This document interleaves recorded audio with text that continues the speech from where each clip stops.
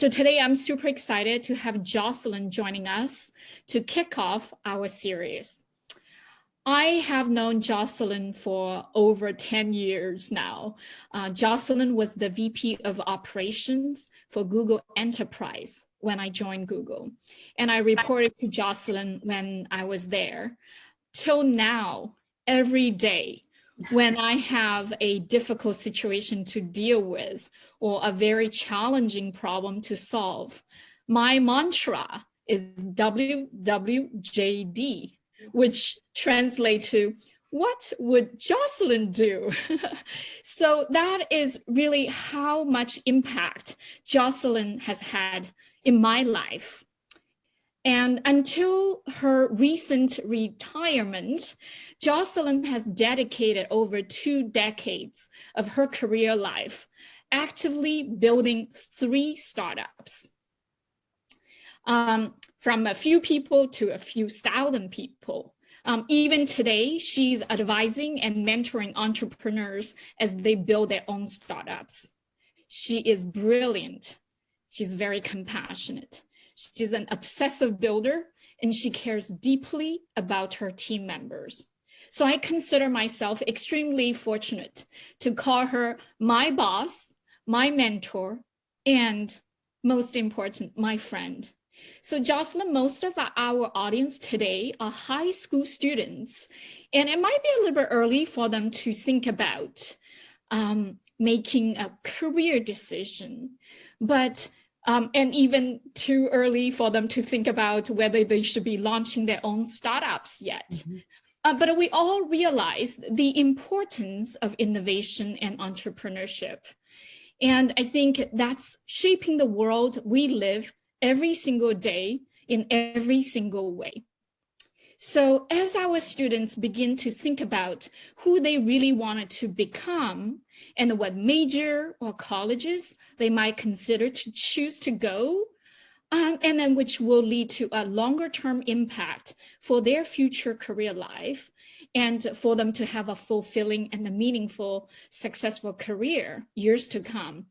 I would love for you to share your personal experience and the stories building those 3 startups and give our interns a backstage view on the purpose of a startup. What are the major hurdles that startup needs to overcome? What's the reason for startup's existence? And the much, much more.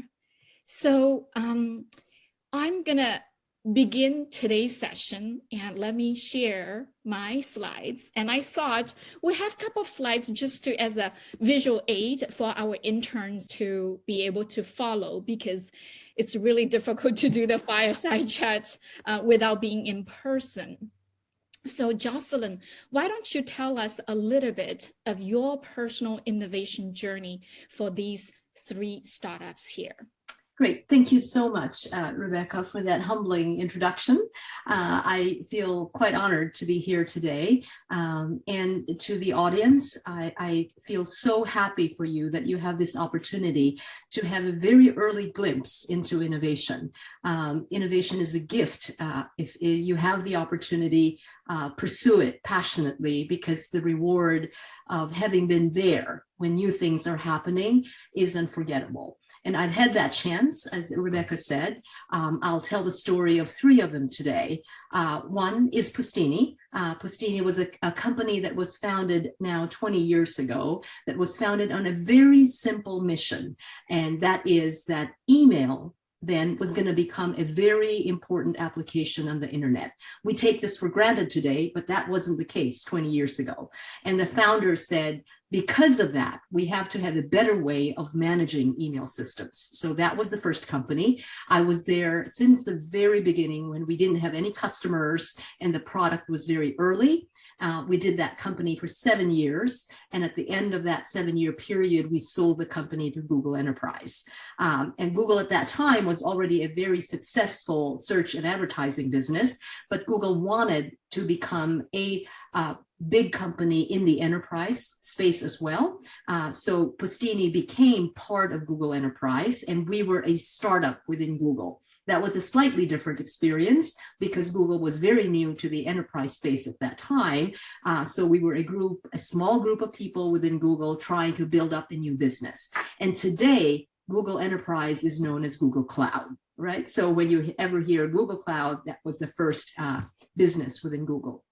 Then after I did that for another 8 years, I paused and then moved into another startup, which is a little bit different in that it is in the healthcare technology business.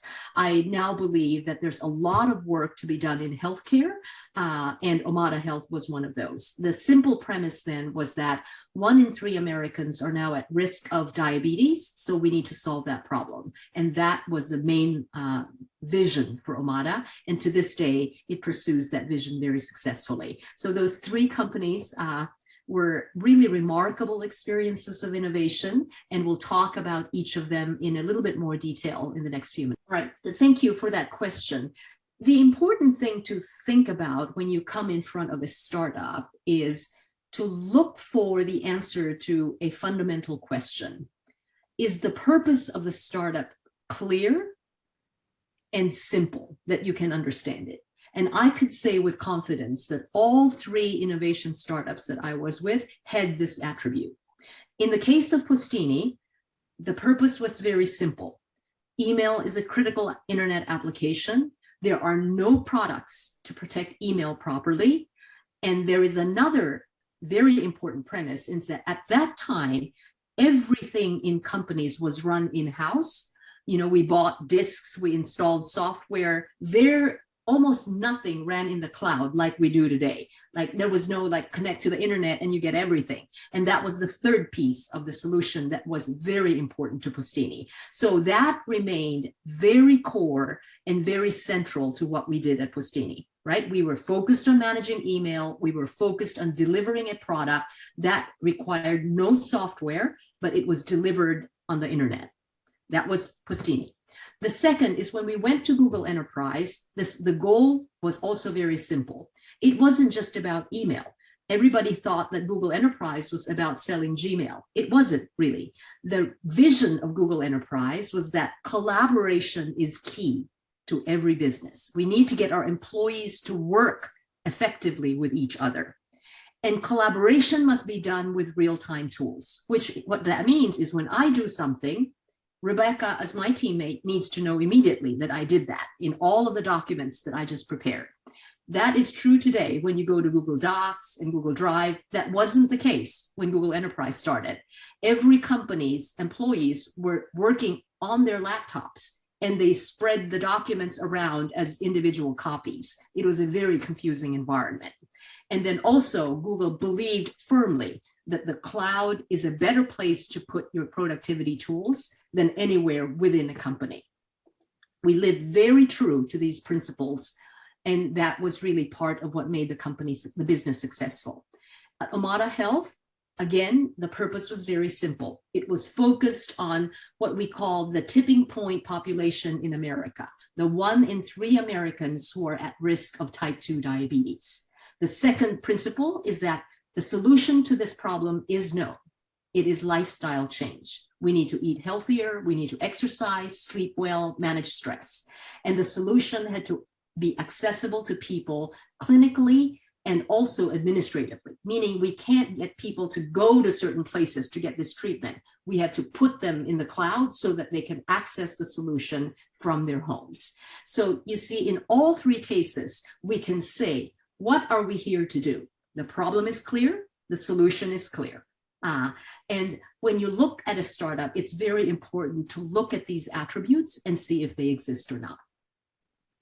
Yeah, I'm gonna double click on the difficulties for the startup and drill down on some of the major market hurdles each startup, in order to succeed, must overcome. Could you please expand on that? Yes, that's clear. So a lot of times when we come in front of a startup, we talk about the purpose, we talk about the product, we get really excited about it all. But let me tell you, I promise you, every startup will have hurdles in the marketplace. Why? Because every startup seeks to do something new, and therefore new means it's not known, you have to tell the market about it, and the market has to accept it. And that challenge is not insignificant. It is a challenge that rests on top of developing a product that works. For Postini, the biggest challenge we had was the obstacle to get companies to accept a product that runs in the cloud. Today, this is a non-issue, but at that time, people would say, there is no way I'm going to access anything that's on the internet because it's not safe, because I lose control. Today, it seems so funny when you hear that, but it was a real problem during the time of Postini. And so today, new modern startups will have their version of market hurdles. At Google Enterprise, we had a few major market hurdles. The products that were set out as the foundational products of Google Enterprise were fundamentally consumer products. Gmail started out as a consumer product, and therefore it didn't really work for businesses. So the products lacked enterprise features, but we were out there convincing the world to take Gmail and Google Docs and Drive and everything as business products when they really were not ready. And that was very serious. Migrating products, everybody had an email system, everybody had a document management system and a spreadsheet. It was called Microsoft. Changing from that to Google is a very hard process because people get wedded to whatever they already know, and that was a very serious problem. And then there was also a reputational problem for Google in that the market said, you are a consumer company, not an enterprise company. Why would we work with you? And that's a very big reputational problem that we had to overcome. At Omada, the problems were also quite significant. One, the benefits of the product were long-term in nature and hard to quantify. When you get your people to become healthier, how do you quantify that today?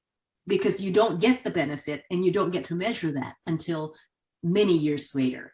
And the user ecosystems are complex. What I mean by that is, how do you get to Americans? Do you get to them through their homes? Do you get to them to their workplaces? Do you get to them through their doctors? Very complicated selling process. And then the final thing with Omada is product adoption is 100% voluntary. In the case of all business products, like for Postini and for Google Enterprise, the company decides to buy the product, employees will use them by policy, not for Omada. To get an employee to adopt a product that makes them healthier is a voluntary process. So meaning adoption becomes the startup's burden and responsibility to drive.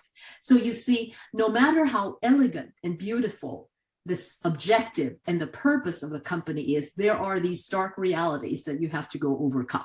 And this is why startups require a lot of work, a lot of persistence and resilience in order to succeed. If there's anything that I'd like you to take away from this talk, is that being part of a startup is a great joy and privilege. It is also a very challenging lifestyle, right? There are these seemingly unsurmountable problems that you have to overcome, but I promise you it is very rewarding when you solve them. Now, how does a startup then look at the positive side of the opportunity, right? Now you have your vision, you want to solve a problem, you get really clear on what the challenges are. Then you also need to look at, despite those challenges, what do we have as the things that are going for us? That needs to exist as well, right? You cannot just work yourself to success. There needs to be variables or realities in your ecosystem that will help you succeed. And in all three cases, that was a reality. In the case of Postini, email really became a very critical internet system. For those of you today, you understand email today as a very open product. You can email everybody. Not 20 years ago. Email before was simply a system that circulated within a company. So, but then that change happened. Email was opened up, everybody can talk to anybody, therefore security became a very big problem. And that was the opportunity that was for Postini to leverage. The product really worked. The engineering team was very good. Our customers would say when they deploy the product, it was like magic, right? It really solved the problem. The investors were great. They were good, supportive, and the team was very focused and it was very diverse, meaning we didn't all think alike and all of our thoughts really came together very nicely. In the case of Google Enterprise, we had Google innovation and resources behind us. That is not to be underestimated. Very few startups have that kind of strength. There was also market fatigue with legacy solutions. At that time, people were really tired of just having one solution, Microsoft, and no choice, right? So that was an opportunity for us. There was another small product called Lotus that people were really tired of because it really hardly worked for them. And the cloud platform was a very big opportunity at that time, especially with the Google brand behind it. And then the team was also very, very good and very persistent despite all the hardships.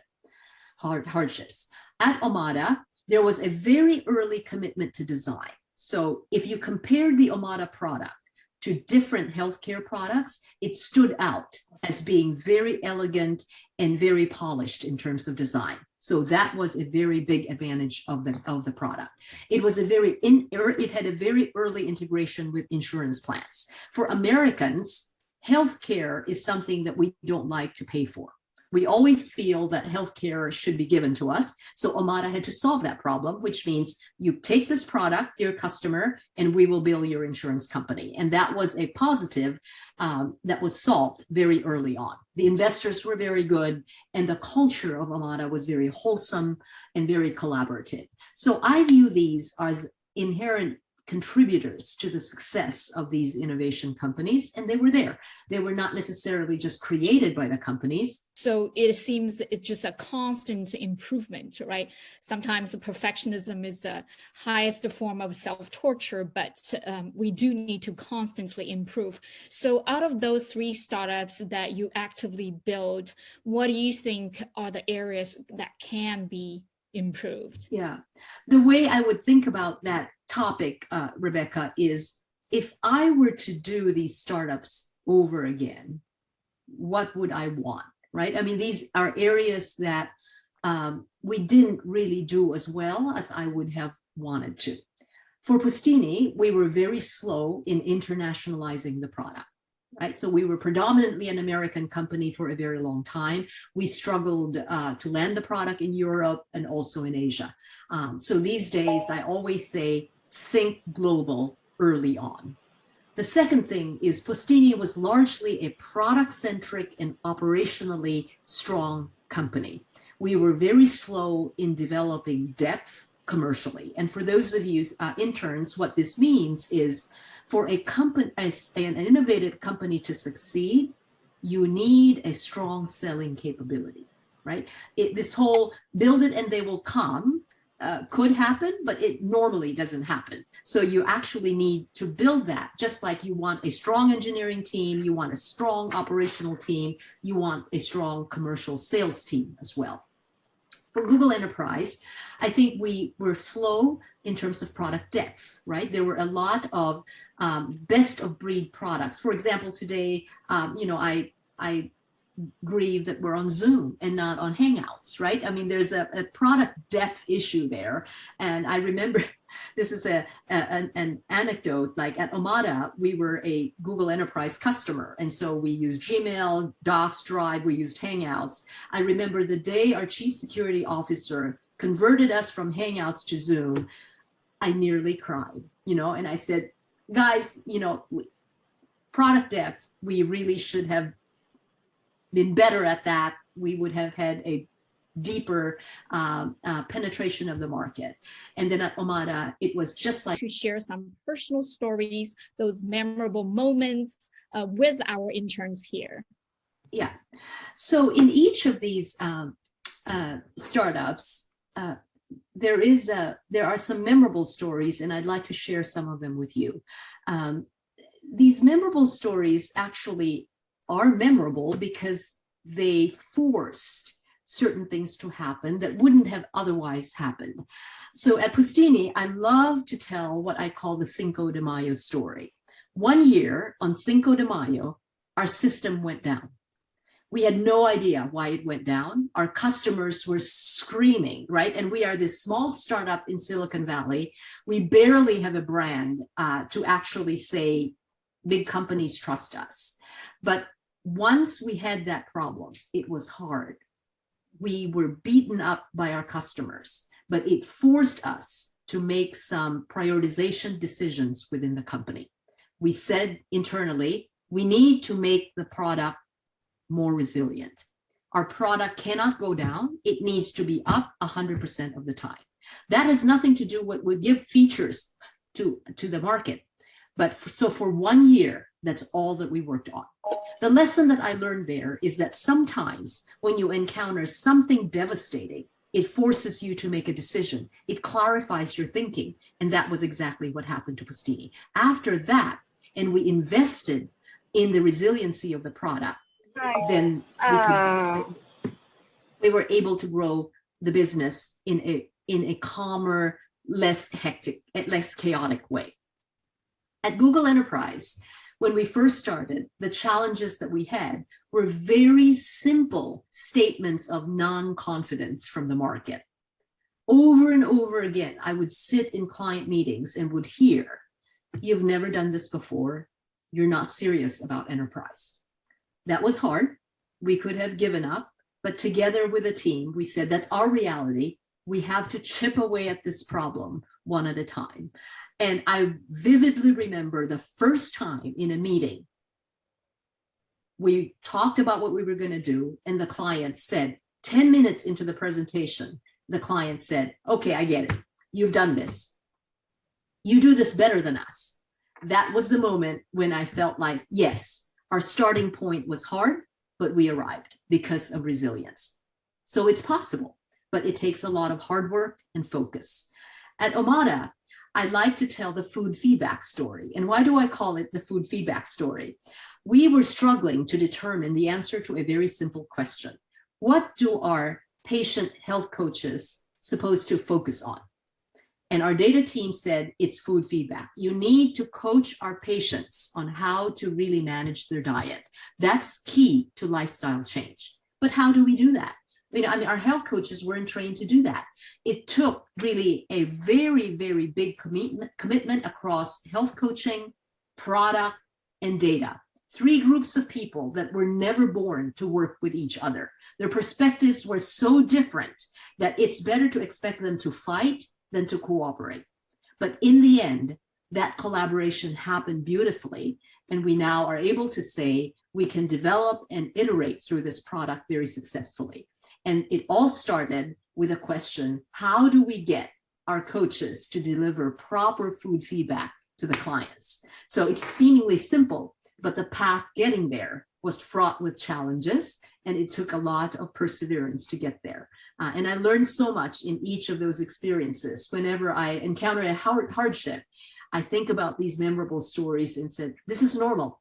It has happened multiple times. And we just need to break down the problem into different pieces and then collaborate across the country.